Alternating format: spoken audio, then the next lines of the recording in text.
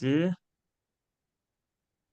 Shalom à toutes et à tous. On se retrouve pour un cours pour cette nouvelle saison, entre guillemets. Bonne rentrée à tout le monde. Et je rappelle bien sûr que c'est organisé par Midreshet Yehuda Manitou. Et je laisse Brigitte introduire la rentrée et le cours d'Eliezer. Bechavod. Et shalom, bonsoir à tout le monde. On rentre maintenant dans le mois de Elul, dans quelques jours, et donc nous reprenons nos cours comme tous les ans. Et, et je voudrais juste dire un mot. J'ai le sentiment vraiment que dans le combat général que mène Israël, ce que nous faisons et qui est vraiment modeste, mais ce que nous faisons a un rapport avec le renforcement de l'identité juive en Israël. Et c'est quand même extrêmement important parce que c'est au cœur de nos problèmes, parce que plus nous aurons une identité forte et plus nous serons forts pour lutter contre nos ennemis et pour gagner. Nous faisons, nous allons faire une campagne financière, nous n'avons pas le choix, l'année dernière on ne l'a pas faite, nous en avons besoin, on a tenu jusqu'à maintenant, nous en avons besoin pour poursuivre notre travail et franchement nous comptons sur vous, on sait qu'on peut compter sur vous et ensemble on peut faire des grandes choses. Un petit mot encore, nous avons élargi notre comité, nous l'avons aussi un petit peu rajeuni, c'était nécessaire et nous avons des nouveaux programmes, notamment de faire des cours dans des appartements, voilà, pour revenir aussi un petit peu au présentiel. Voilà, à toi Eliezer. Waouh, voilà Kavod, voilà Kavod. Waouh, ça fait plaisir de tous vous revoir, vraiment. Et vraiment, ça renforce, ça fait atterrir, ça fait prendre un peu des proportions. Euh, Zéro. Bon, yalla. Alors, on va reprendre des proportions aussi en parlant, en reprenant nos cours. J'ai proposé de parler d'Israël-Liban de 3 700 ans ensemble. J'ai essayé de faire entrer ça dans un cours. J'ai vu que ça n'allait pas marcher. Ça n'allait pas marcher. Donc, d'avance, j'annonce que bon, on va partager, on va laisser les derniers 50 ans pour notre prochaine rencontre. Et puis là, on va juste s'occuper des premiers 3650. Euh, donc, mais je voudrais quand même commencer par le XXe siècle. Euh, Lorsque on ouvre les informations, le dictionnaire, le Larousse, etc., sur le Liban, des années 60, début des années 70, eh bien, vous trouvez des métaphores du genre Paris de l'Orient, Suisse du Moyen-Orient des années 60, et même des années 50, à part la guerre civile de 58, mais il s'en est assez vite remis. La seule démocratie du monde arabe, qui est assez rare, la frontière la plus calme d'Israël jusqu'au début des années 70. Ils ont participé, certes, à la guerre d'indépendance, mais on a très vite arrivé à un accord sur la base des lignes de la frontière mandataire entre le mandat britannique chez nous et le mandat français Liban-Syrie. Ils n'ont pas participé à la guerre de 56 ni à celle des 6 jours. C'était le seul pays arabe, il faut le savoir, dont les Juifs n'ont pas fait les frais de notre guerre d'indépendance. Il n'y a pas eu de Farhoud au Liban, il n'y a pas eu de pogrom, il n'y a pas eu de mise à la porte des populations de la communauté juive, non.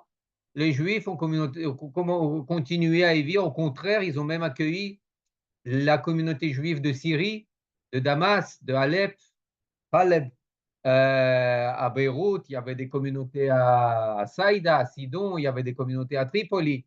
Même dans les montagnes, il y avait des plus petites communautés et, euh, et qui ont continué à exister. Et ceux qui ont eu raison des communautés juives, eh bien, c'est moins les guerres avec Israël que les guerres intestines civiles qui ont fait rage au Liban en 58, 75 et après. Eh bien, et on peut en rajouter. Et on peut en rajouter. Et puis, entendre parler de cela aujourd'hui, c'est assez étonnant. Pourquoi? Parce que ces 40 dernières années, un peu plus de 40 dernières années, l'arène principale des guerres entre Israël et ses voisins, eh bien, c'est le Liban. C'est le Liban avec les pilonnages continus du Fatah, de ce qu'on appelle le Fatahland au sud du Liban dès 1970, avec ensuite la première guerre du Liban, l'expulsion d'Arafat et de l'OLP, avec ensuite les prises d'otages et les échanges, les libérations d'assassins arabes contre 3, 4, 6 soldats israéliens. Tout cela avait affaire au Liban. Les actes terroristes les plus difficiles, Kvish Akhof, l'autobus qui est pris en otage sur la route côtière, les enfants de Maalot, les enfants de Avivim, etc., etc. On va en parler après. Tout ça, c'est le Liban, sans parler ensuite du Hezbollah avec la seconde guerre du Liban et aujourd'hui. Mais c'est pour cela que c'est très important d'avoir cette perspective en tête pour comprendre que le Liban, c'est bien plus que le Hezbollah. Il y avait Liban avant Hezbollah, il y aura un Liban après Hezbollah, et que nos guerres de 82 ou de 2006, eh bien, elles ne récapitulent pas toute notre histoire, toute l'histoire de nos relations avec les Libanais et avec le Liban. Alors, voilà, ça, c'était comme brève introduction pour commencer à voir un peu plus en profondeur. Je peux faire le partage? J'ai le partage. Oui, j'ai le Bien sûr. partage. Très bien. Toda Rabba, Johan. Voilà, regardez cette carte. Regardez cette carte, si vous la voyez bien, regarde, peut-être je vais un peu, voilà, comme ça. Ici, vous pouvez voir, ça, c'est la carte biblique. La carte biblique, je crois, on l'a déjà vue il y a quelques années, mais je fais confiance à toute notre capacité à oublier ce qu'on a déjà vu. Et j'en fais partie aussi, ne vous en faites pas. Voilà, donc là, vous avez ce que vous avez en pointillé, eh bien, c'est différentes, comment dire, différents poskim, différentes autorités. Il y a le Rambam, il y a le Rashi, il y a Kaftor Veferach, il y a le Rav Ariel, il y a le Ridbaz. Enfin bon, ça nous intéresse un peu moins aujourd'hui, c'est juste pour voir comment est-ce qu'il dessine les frontières bibliques d'Israël.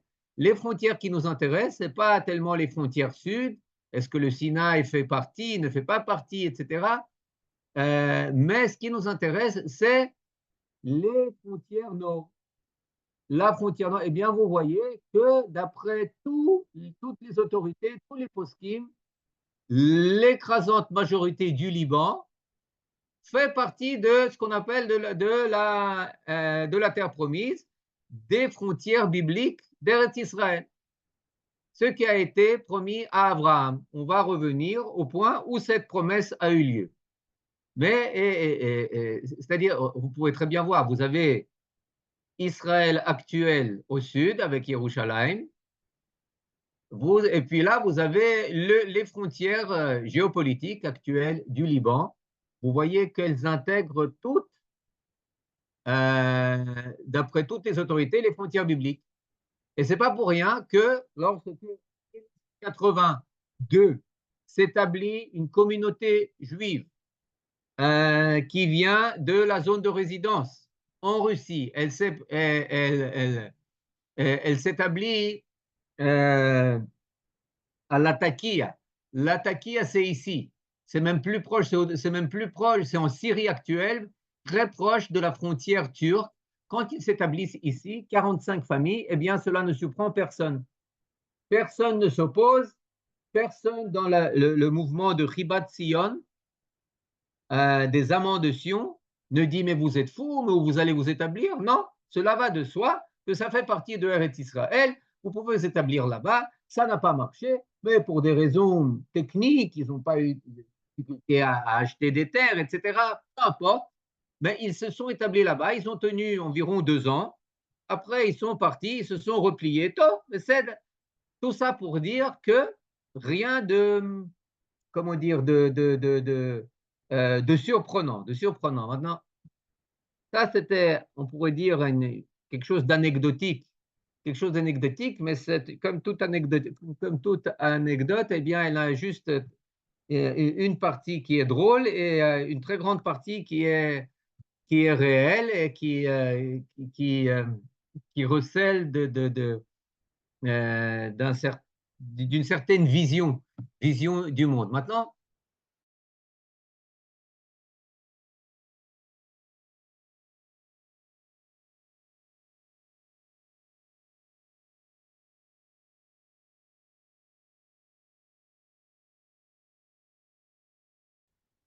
allô? Tout va bien? Yofi, top. Maintenant, ok, alors on continue. Maintenant, on a parlé d'Abraham. La promesse, cette promesse, où est-ce qu'elle a été faite? Où est-ce qu'elle a été faite? Quand elle a été donnée? Elle a été donnée sur la promesse sur les frontières à ce qu'on appelle la Brit Ben Abetarim. La Brit Ben Abetarim, c'est-à-dire l'alliance comment on dit en français, des pièces d'oiseaux divisées, coupées, etc., eh bien, qui a été conclu par Kadosh Baruch Hu et Abraham après la victoire d'Abraham sur les 4 rois. Vous vous rappelez très bien, il a poursuivi les 4 rois qui ont pris en otage son neveu, Lot. Il les a poursuivis jusqu'à Damesek, Vayerdov à Damesek, avec ses soldats. Et puis, après sa victoire, Kadosh Baruch Hu s'adresse à lui et lui dit Altira Abraham, ne crains rien, Abraham, Sracha Arbe Meod, ton salaire, en gros, il est maintenu et il y a tout ce pacte qui est conclu, toute cette alliance, alors que, d'après la plupart des avis, alors que Abraham, il est de retour de Damasek. Et il s'arrête où? Il s'arrête à un endroit qui s'appelle en arabe Mashhad at-Tayyar à-Ibrahimi. Mashhad, c'est-à-dire le témoignage du Tayyar, de l'oiseau abrahamique. Et nous, on appelle ça très simplement Hardov. Hardov, c'est-à-dire exactement au point frontalier. Frontalier, juste ici, frontalier entre Israël et le Liban. Jusqu'à il y a un an, on pouvait se rendre là-bas. Et il y avait des groupes qui étaient organisés par des Bet Sefer Sadeh, Yonatan, de Ramat Golan, et des gens se rendaient là-bas. Bon, vu que c'était très très proche de la frontière, eh bien, c'était sous protection de armée, mais peu importe. D'ailleurs, c'était une tradition très très vieille, très très vieille. Le lendemain de la parashat Lech Lecha, parce que Brit Beit Abetarim s'est lu à Lech Lecha, eh bien, les Juifs de Tzfat, la semaine d'après Lech Lecha, avaient pour tradition de se rendre à ce lieu, Mashhad Ataya, Hardov, pour célébrer la fameuse alliance conclue entre Kadosh Baruch Hu et Abraham. Maintenant, lorsqu'on continue l'histoire biblique, eh bien, on voit que effectivement les tribus n'ont pas pris possession de tout le Liban, loin de là. Mais cela dit, il y avait pas mal de tribus qui se sont établies au sud du Liban, tant au sud-ouest qu'au sud-est. Il y avait la tribu de Asher, il y avait la tribu de Zvouloun qui était le long de la côte, sur la ligne côtière, il y avait la tribu de Dan, il y avait la tribu de Ménaché qui était plus du côté du Hermon, Snir, du côté est du Liban. Il y avait là-bas, il y a la tombe du prophète Tzfania, c'est-à-dire il y a aussi une histoire biblique d'établissement de Itnachalut des tribus. Des tribus. Ensuite, on a une histoire, pas de comment dire, de Ityashvut ou de Itnachalut, d'établissement des tribus, mais de coopération avec le roi Hiram, le roi de Tyr ou de Tsor en hébreu, qui fournit les cèdres, qui fournit les ouvriers pour d'abord construire le Armon David, le château du roi David à Yerushalayim. Et ensuite, il continue avec, encore une fois, des cèdres et d'autres éléments et des ouvriers pour construire le temple de Shlomo, Mikdash Shlomo, d'une manière un peu différente. Des relations, on voit des relations un peu trop intenses avec l'Empire du Nord, Israël, le royaume du Nord, avec Achav qui prend pour épouse Isabelle de Sidon, de Saïda. C'est pas une alliance qui est très bien vue pour de très bonnes raisons, d'accord. Mais encore une fois, on voit des relations parfois trop étroites avec le Liban. Elles ne sont pas toujours univoques, elles ne sont pas très simples. Isabelle, elle amène le culte du Baal dans le royaume d'Israël. Mais cela dit, on voit que c'est des relations qui sont très fortes et très intenses. Maintenant, on peut parler beaucoup de ce qui se passait sur le territoire du Liban dans les 2000 dernières années, mais ça va, enfin bon, ça va être, c'est trop de détails. On peut parler des Hasmonéens, on peut parler de Hérode, on peut parler de tout ça qui était aussi présent là-bas. On peut parler de la yeshiva de Eretz Israël qui a dû migrer là-bas de Yerushalayim et qui était là-bas durant le 11e, le 12e siècle, différents endroits, à Tyr, dans d'autres endroits du Liban. Mais de toute façon, ça, c'est des détails qui sont très importants, mais qui sont, à mon sens, moins importants que ceux qu'on peut apprendre, tant de ce qu'on a vu d'il y a 3000 ans, un peu moins et un peu plus, et puis il y a, et aussi de l'époque du 19e, fin 19e,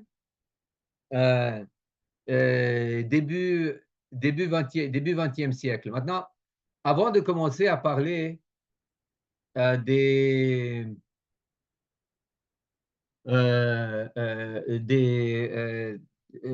relations entre le peuple juif, le mouvement sioniste et l'État d'Israël d'un côté et le Liban de l'autre, je voudrais juste donner quelques dates.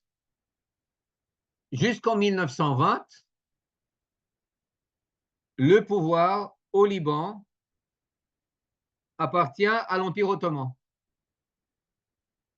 En 1920, le Liban il tombe sous l'emprise de la France, qui devient le pouvoir mandataire.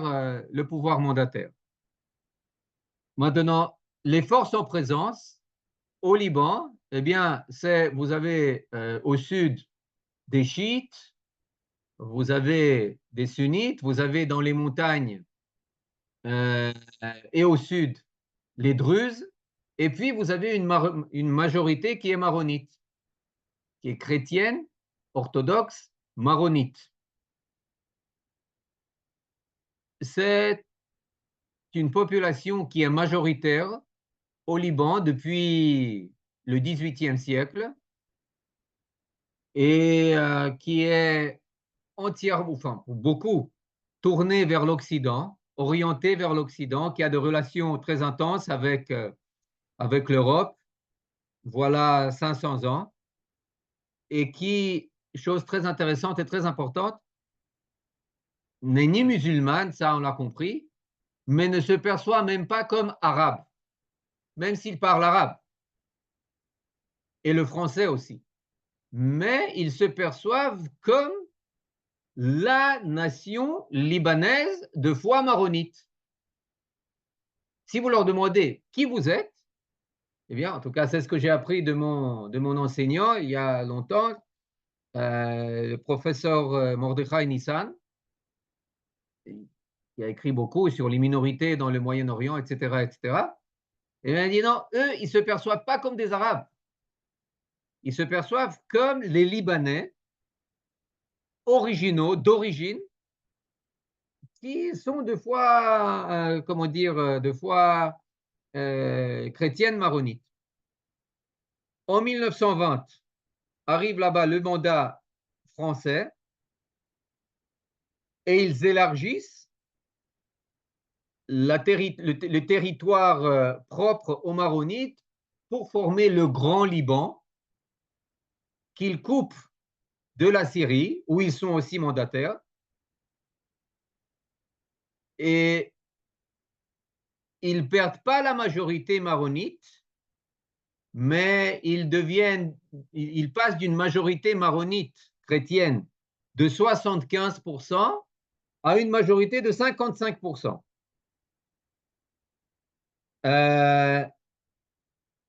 C'est une chose très importante. Pourquoi? Parce que tout le système politique libanais, c'est ce qu'on appelle une démocratie confessionnelle. On a dit que le Liban, c'est la seule démocratie au Moyen-Orient, mais ce n'est pas une démocratie à l'américaine, à la française, à l'européenne. C'est une démocratie où, avant les élections, le pouvoir est déjà partagé entre les différentes confessions qui forment le Liban. On appelle ça aussi le interconfessionnalisme. C'est-à-dire, vous avez, et cela est fait sur la base de la démographie. Maintenant, et c'est pour ça que la démographie, elle est hyper importante. Elle est hyper importante, pourquoi? Parce que le dernier recensement au Liban, quand est-ce qu'il a eu lieu? En 1932. Et qu'est-ce qu'il a fixé?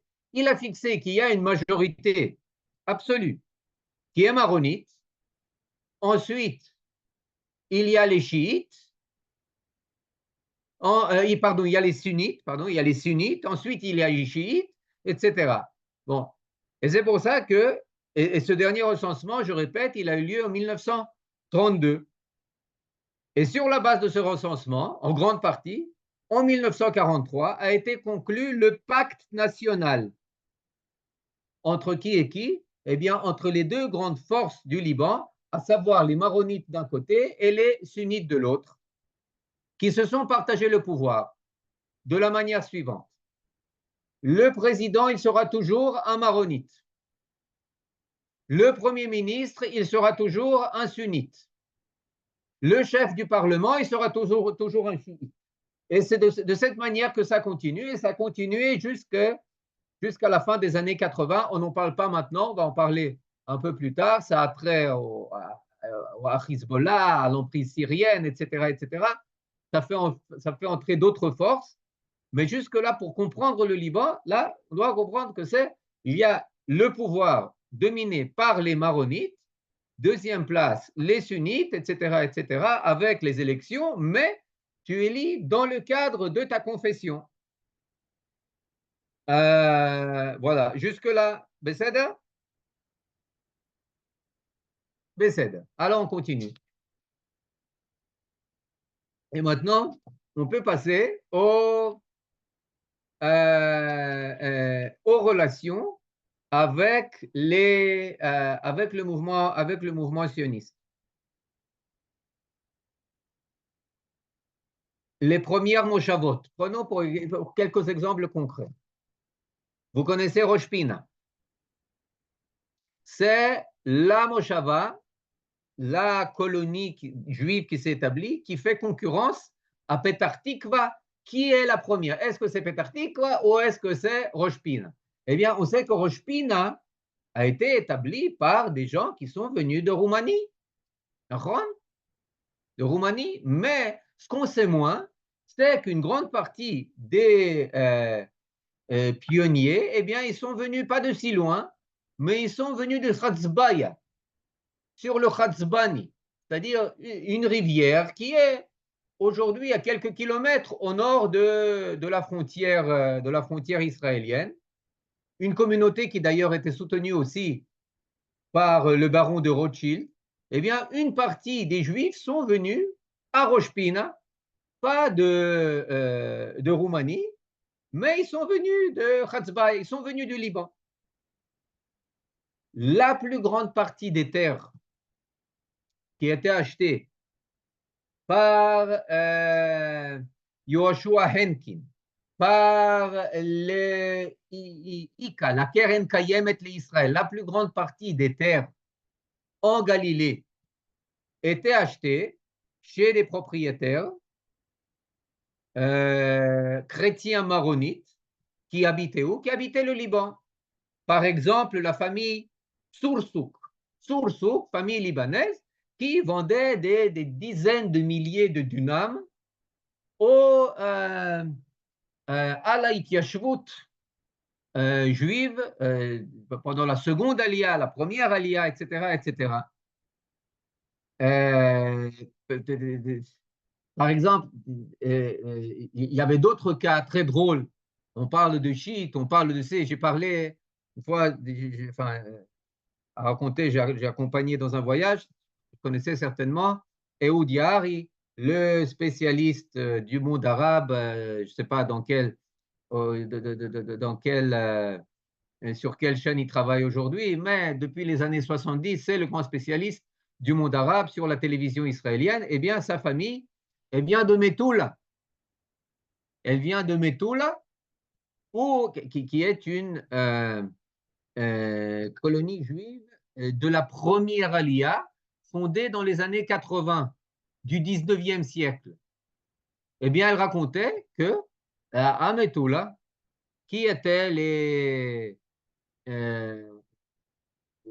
ouvriers, les laboureurs, etc., qui travaillaient chez les fermiers juifs, eh bien, c'était les chiites, les arabes chiites de l'entourage qui parlaient yiddish.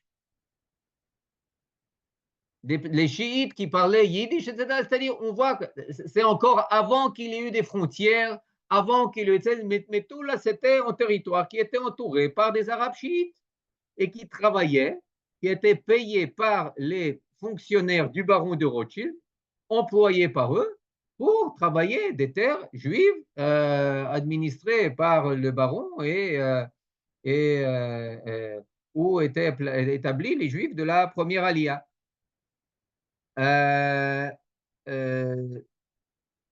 Autre cas, mon voisin, qui est eh bien, vous connaissez, il était, enfin bon, il est Pras Israël, il est prof de maths, professeur Lubotsky, Alex Lubotsky, eh bien, son père, qui est venu de Vilna après la Seconde Guerre mondiale et qui était un avocat, il a fait ses études d'avocat dans l'université américaine de Beyrouth. C'est-à-dire, il a étudié dans le Yishuv, mais pour passer les examens, il est allé à Beyrouth. Il y avait des centaines d'étudiants juifs à l'université américaine de Beyrouth, où ils étudiaient la jurisprudence et d'autres choses. Et c'était facile, parce que vous aviez un train direct qui allait de Haïfa à Beyrouth. et vous avez une frontière d'ailleurs qui est restée ouverte après 48, après 50, après les ans 50, où les Libanais pouvaient franchir la frontière à Rosh Hanikra, venir en Israël pour pèlerinage, pour d'autres raisons, peu importe, et les Juifs aussi pouvaient aller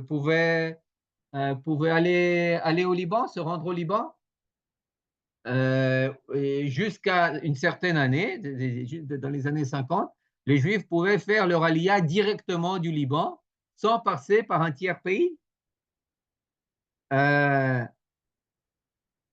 Pour parler d'aliyah, dans les années 40, alors qu'il y avait que le livre blanc britannique avait carrément fermé les portes d'Eretz Israël aux Juifs venant d'Europe, eh bien, une des routes qui était employée pour la Aliyah, c'était la route des montagnes du Liban. Des centaines de Juifs sont venus en Israël, Eretz Israël, dans le Yishuv, dans les années 40, avant 48, pendant la Seconde Guerre mondiale, pour s'établir, pour s'installer en Israël, c'est-à-dire que c'était une des façons de contourner les frégates britanniques qui patrouillaient le long de la côte, Haïfa, Ashdod, etc., pour pénétrer en Eretz Israël.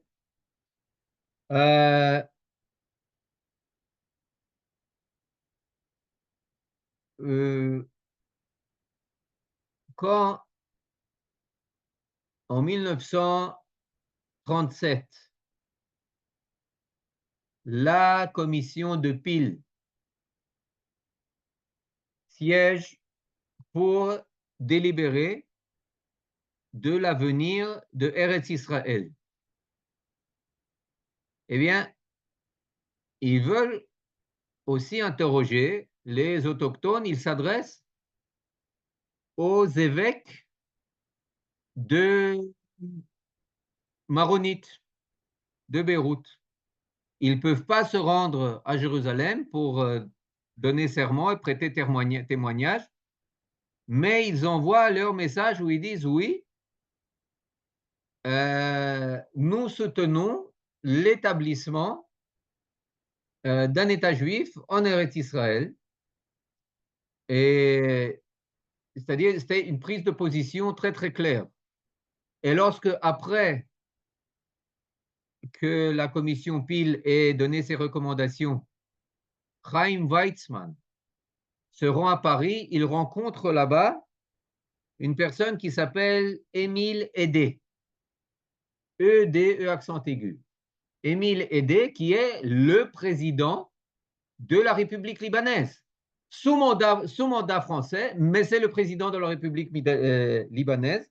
Et puis, qu'est-ce qu'il lui dit? Il lui dit, bah, écoute, voilà, ça, c'est les résultats de la commission de Peel. Question dit, je vous cite la réponse d'Émile Eddé.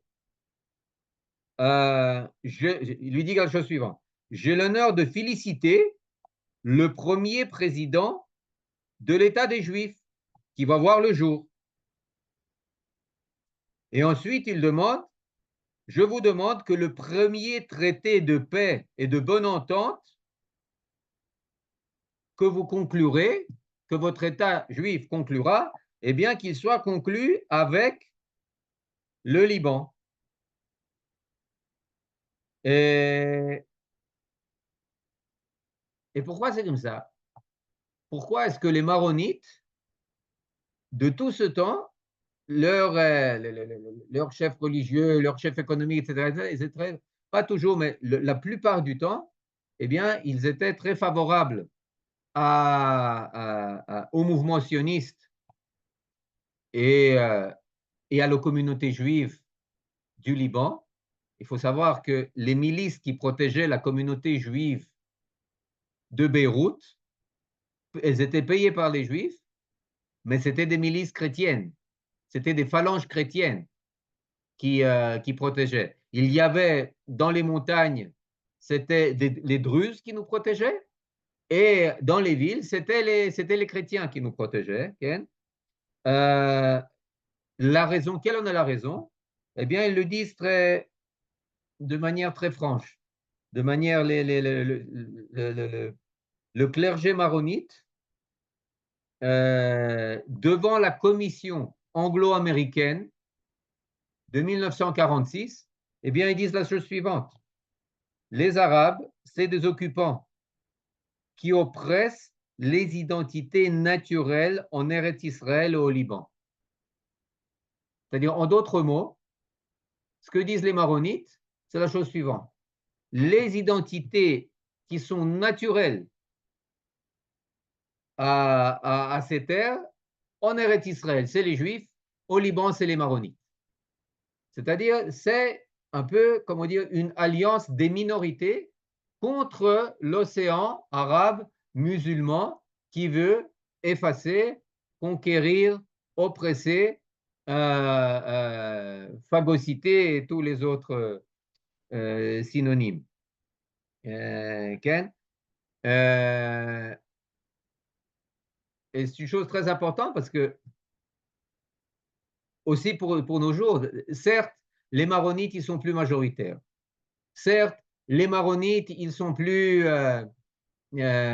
aussi forts, aussi puissants, aussi tatati, tout ce que vous voulez dire, mais il y a encore une très forte présence maronite au Liban.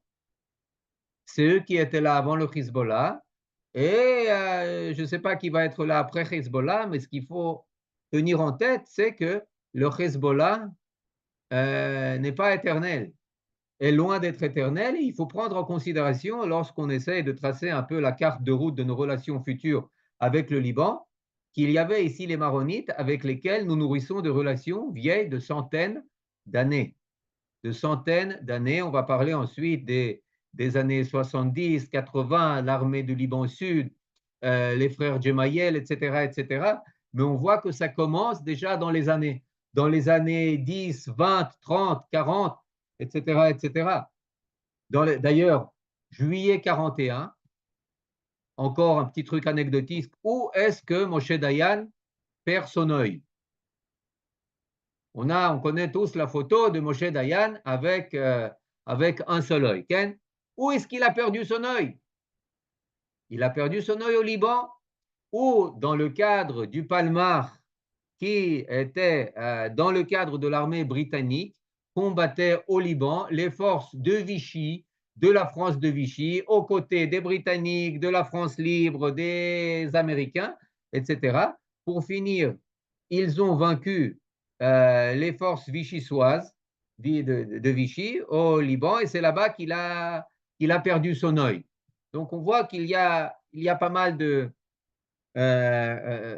sources, d'origines, d'histoires communes à nous et au Liban. Il était là-bas, Moshe Dayan, aussi avec Yigal Allon et d'autres compagnons du Palmar, etc. Attendez, j'ouvre un peu.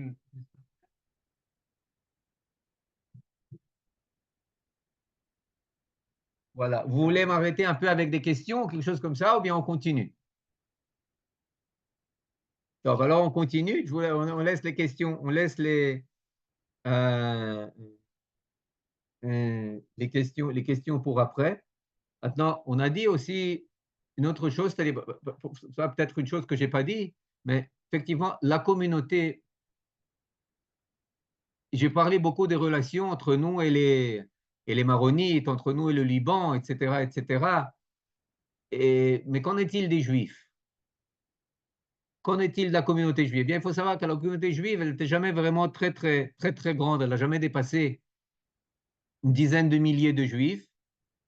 D'ailleurs, c'est une communauté qui s'est un peu effritée on en a parlé, le long des guerres civiles, surtout après la guerre civile de 75, qui a quitté surtout pour s'établir à Montréal, au Mexique, non, en Suisse, un peu en France, au Brésil. La famille Safra, par exemple, etc., ils venaient du Liban. Mais même s'il n'était pas très grand en nombre, son état est assez révélateur. En 1959, le Congrès juif américain publie un papier où témoigne du fait que la seule communauté juive du monde arabe qui n'a pas été lésée après la guerre d'indépendance d'Israël, eh bien, euh, euh, c'est la communauté juive du Liban. Même après la guerre des 6 jours,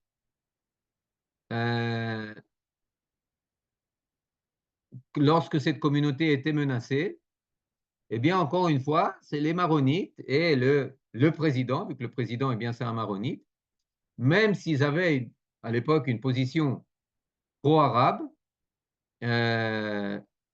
ils ont tenu à garantir la sécurité de la communauté juive, essentiellement à Beyrouth, mais aussi dans d'autres endroits.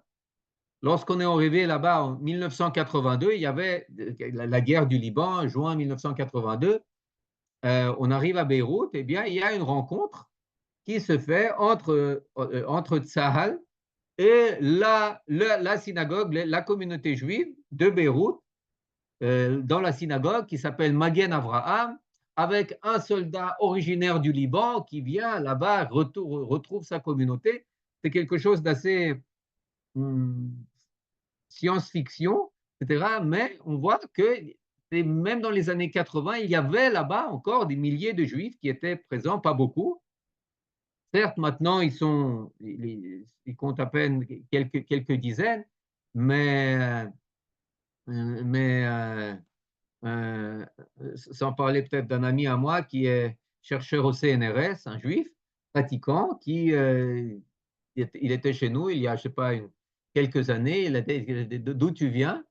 Il dit, bah, je viens de Beyrouth.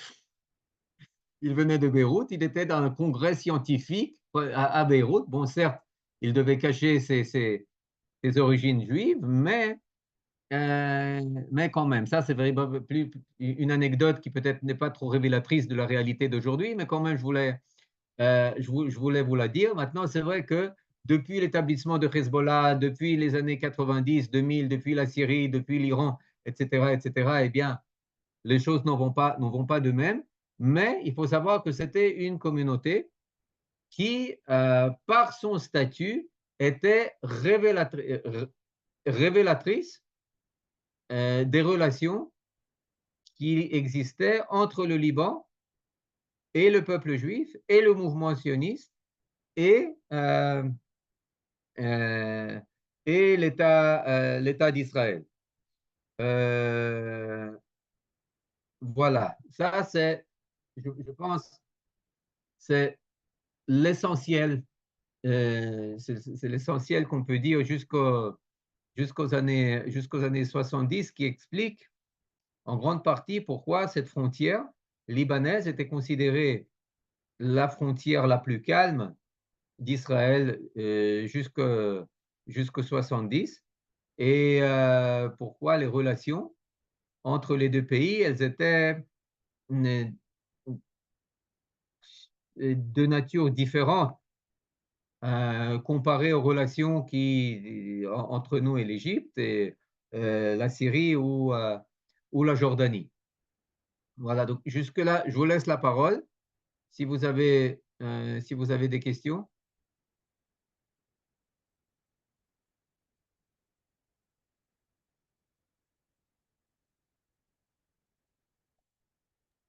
Toda merci beaucoup, Eliezer. On va pouvoir maintenant passer aux questions. Voilà, vous pouvez ouvrir vos micros. Eliezer, bonjour. Bonjour. J'ai pas de questions, mais j'ai une anecdote familiale. Nachon. Nadine, comment je vous ai oublié? Oi, oi, oi. Non, non, mais c'est pas ça. C'est qu'un jour, enfin, il y a très longtemps, c'est à peu près au moment de la guerre du Liban, j'ouvre le journal et je vois des soldats israéliens sont arrivés à Sidon et ont photographié les kvarim, ça, les tombes. Et tout d'un coup, la tombe qui est photographiée, je vois écrit Michel Binderly. C'est le nom de mon arrière-grand-père. Donc, c'est pas lui, il n'a pas été enterré là-bas, mais ça doit être un de ses cousins. Parce que ma famille est venue de Roumanie à Tzfat, à Rosh Pina, et certainement, la famille a dû être à Tzidon, puisqu'il a été enterré là-bas. C'est intéressant. Donc, Wow. il y avait des Juifs là-bas, à Tzidon. Wow. C'est-à-dire, il y a des Juifs qui sont venus de Hatzbai à s'établir à Rosh Pina et d'autres qui sont partis de Rosh Pina pour s'établir à Saïda, à Sidon. Voilà. Ouais. C'est Ouais, intéressant. bah, à l'époque, il n'y avait Ah ouais, il n'y a aucune pas de frontière. frontières, c'est ça, il n'y a pas de frontières. C'est intéressant. Wow. יפה. יפה, נכון.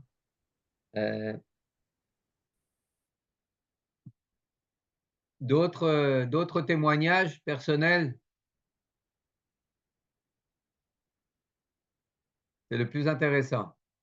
Maintenant, Et je voulais dire, moi je suis d'origine du Liban, j'ai quitté le Liban en 1971.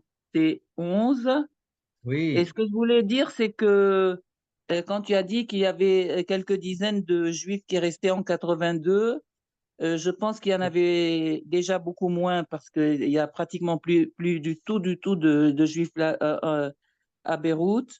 Et il y a simplement peut-être quelques-uns qui sont déjà mariés avec des non-juifs et qui se sont complètement, enfin, assimilé. on parle plus de communauté juive du tout au Liban. Mhm. Tu dis déjà dans les années 82, dans les années 80. Oui, oui, oui. Oui, Il y avait peut-être une ou deux dizaines qui restaient, mais oui, c'est tout. c'est tout. Oui, Toda, Toda. Mm. Oui, je me rappelle, il y a dans ce goût-là, dans le journal, il y avait paru un article il y a déjà plusieurs années qui s'appelait Kimitsidon Tetze Torah. Mhm. Kimitsidon Tetze Torah, parce que de Saïda, de Sidon, sortira la Torah, parce qu'ils ont découvert là-bas une synagogue avec un Aron Kodesh, avec quelques juifs, effectivement très peu de juifs qui restaient, mais qui ont retiré de là-bas un Sefer Torah, très impressionnant, vieux j'imagine, de quelques centaines d'années. Mhm. Et quand est-ce que ça s'est passé? Encore une fois, c'était passé pendant la première guerre du Liban. Mhm. Pendant la première guerre du Liban. Voilà, voilà. Donc, j'hésite, Brigitte, si entamer sur la deuxième partie, mais peut-être, je pense que ce serait pas important parce que chaque fois, Moi, je voudrais demander quelque chose si c'est possible. oui, Je suis venue en 1968 ou 1969 et j'ai habité dans un Maon Studentim à Jérusalem et je sais plus quoi, Yirmiyahu Hanavi, non, un avis quelconque, je sais plus.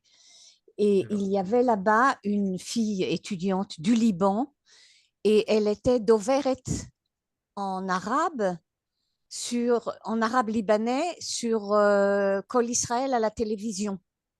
Elle s'appelait Rina quelque chose et si quelqu'un la trouve, je serais ravie de reprendre contact avec elle. Il se peut que ce soit une fille qui s'appelait Rina Benkwal, c'est possible? Aucune idée de son nom de famille. Mais je sais que j'ai parlé à la télévision et tout, et elle était d'Overet à la tévision, Quel âge elle devrait avoir aujourd'hui? à peu près, elle doit avoir à peu près mon âge, c'est-à-dire entre 70 75, quelque chose comme ça. Enfin, si quelqu'un entend parler d'une Rina qui est d'origine libanaise, je serais très contente d'être en contact avec elle. Je te parlerai en privé. pour ce qui est des Libanais célèbres, encore en Israël aujourd'hui, eh bien, vous avez un personnage comme Eddie Cohen. Tu connais l'histoire d'Eddie Cohen? Raconte. Il est sorti, lui, je crois, en 82. C'était parmi les familles, les dernières familles qui étaient au Liban. Et son père a disparu pendant quelques jours. Ils l'ont cherché. 15. Il y avait une dizaine de Juifs qui avaient disparu. Et ils l'ont cherché. Et Et quelques jours plus tard, sa mère ouvre la porte et elle a trouvé sa dépouille coupée dans un sac à l'entrée de la porte. Wow. Wow. Et il était très jeune, Eddie Cohen, parce qu'aujourd'hui, il a quoi? Oui, Il a à peine oui, 50 il ans. doit avoir la soixantaine maintenant. Oui, même moi, c'était pas. Eddie Cohen, pour ceux qui ne connaissent pas, c'est peut-être la personne qui a le plus de okvim, comme on dit en français, okvim, de personnes qui le suivent, Follower. followers, sur, sur l'Internet, sur les réseaux, qui a interviewé encore bien plus que Moti Keïdar sur Al Jazeera et ailleurs, qui est véritablement un ministère des Affaires étrangères et de l'information israélienne à lui seul, sur tout le monde arabe. Il était aussi, il était au gradé Hatzal, il était le Tzenzor. Et voilà. Mais donc cela, je pense que c'est très important d'avoir cela en tête pour considérer chaque fois qu'on essaye de voir, mais OK, alors qu'est-ce qu'on fait avec le Liban? Eh bien, il faut voir toujours toutes les dimensions qui sont présentes. Les dimensions stratégiques, certes, mais aussi les dimensions historiques. Et aussi, par exemple, là, j'ai cité professeur Mordechai Nissan, où il parle de la stratégie des minorités, où les alliés véritables de l'État d'Israël au Moyen-Orient, ça peut être avant tout les minorités qui sont là, qui ont un intérêt commun avec le peuple juif, avec l'État d'Israël, de faire front commun contre un monde chiite ou contre un monde sunnite ou contre un axe qui se forme dans le monde arabe ou entre le monde arabe et d'autres personnes. Et là, les maronites, eh bien, ils sont candidats. Ça, c'est seulement une des options, mais en tous les cas, je pense quand on se trouve à un tournant de l'histoire, et là, on se trouve à un tournant de l'histoire, quand on se trouve la veille en plein dans une guerre, certes latente pour l'instant avec le Liban, mais qui a toutes les chances de tourner à quelque chose de beaucoup plus vif, eh bien, voir pas seulement le présent et ce qui se passe aujourd'hui, mais voir au-delà. Peut-être c'est un peu ce qu'on a essayé de faire en 82 lorsqu'on a évincé de là-bas les terroristes d'Arafat, 14 000 qui ont pris le bateau pour Tunis et ailleurs. Ça n'a pas trop marché à l'époque, mais en tout cas, la vision, elle était que, bah, écoutez, on a des alliés ici qui peuvent véritablement jouer le rôle qu'on espère. Voilà, je pense. Bon, la prochaine fois, on va parler des années 60, des années 70, où véritablement on dit que 73, c'est les dernières guerres véritables d'Israël. Pourquoi? Effectivement, c'est les dernières guerres qui nous ont opposés à des États, des armées appartenant à des États, Syrie, Égypte, etc. Et depuis, le monde arabe a changé de stratégie et nos ennemis, c'est avant tout des organisations terroristes. Et ce qui est intéressant, c'est que ces organisations terroristes, qui est-ce qui parle? Qui est-ce qui parle? Toda. Et depuis 50 ans, nos principaux rivaux dans le monde, nos principaux ennemis dans le monde arabe, c'est des organisations terroristes. Ça a une très grande différence. Au début, elles étaient plus faibles. Aujourd'hui, on voit qu'elles sont devenues d'ordre presque étatique au niveau puissance.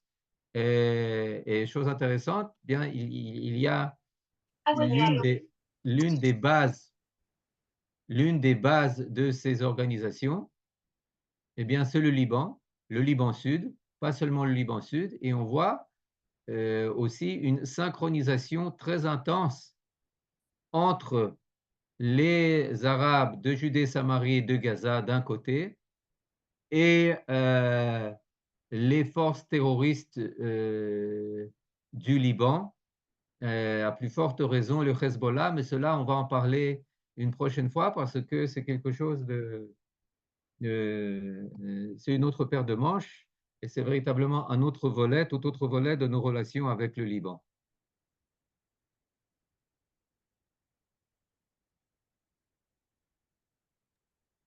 Voilà, תודה רבה. Merci beaucoup, Eliezer. תודה, חברים, בשורות טובות, חודש טוב.